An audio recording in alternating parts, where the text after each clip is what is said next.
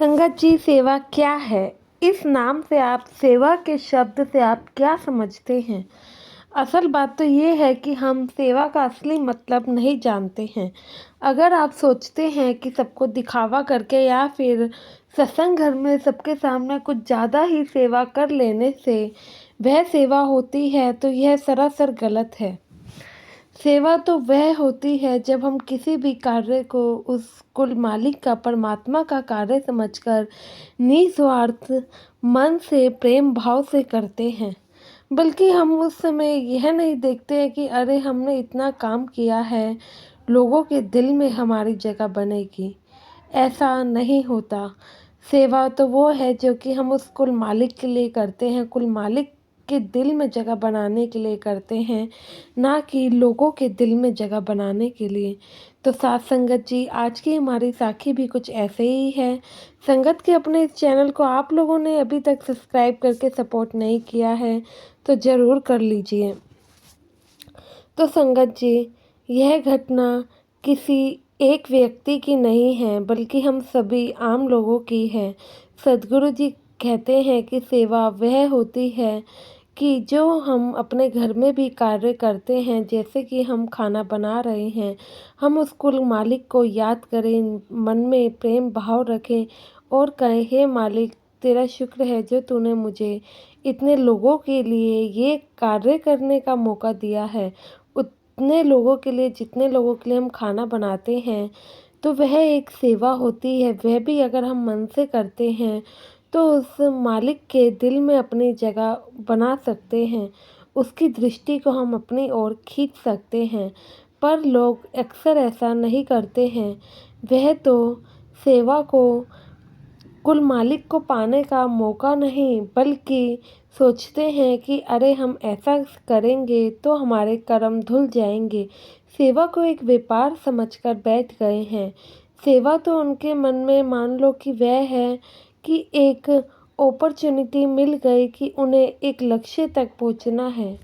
सत्संग घर में सेवा पा लेने का मतलब लोग यह समझकर बैठे हैं कि अरे आज हम इस सेवा पर हैं तो कल को हमारी सेवा बढ़ती जाएगी और हमें एक दिन बाबा जी के पास सेक्रेटरी की सेवा ज़रूर मिल जाएगी या फिर पाठी की सेवा ज़रूर मिलेगी।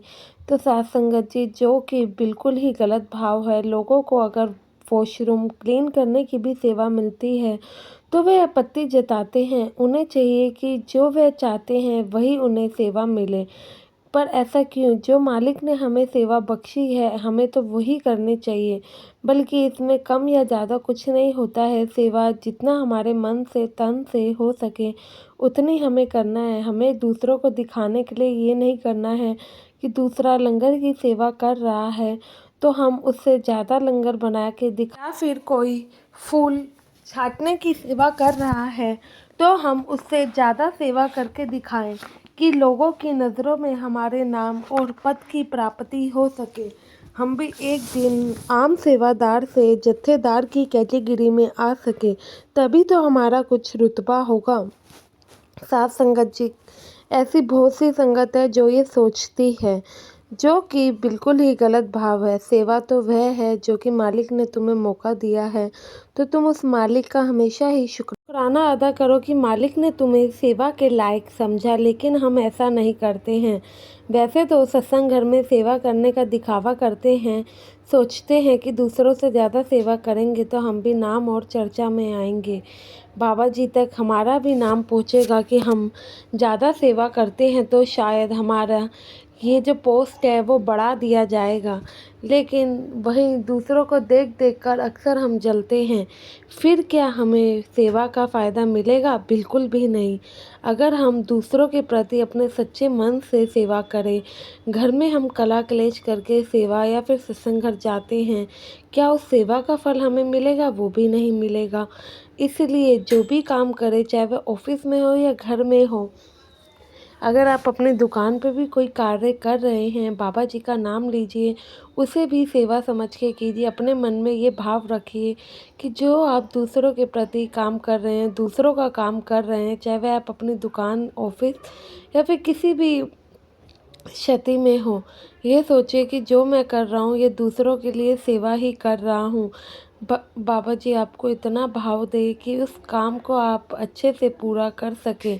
और ये मन में हमेशा सोचिए, भले ही आपको कोई देखे या ना देखे, नाम आपका हो या ना हो, गुरु की नज़रों में तो आपका नाम है। आपको सेवा गुरु के दिल में जगह पाने के लिए करनी है, ना कि आपको किसी और के लिए।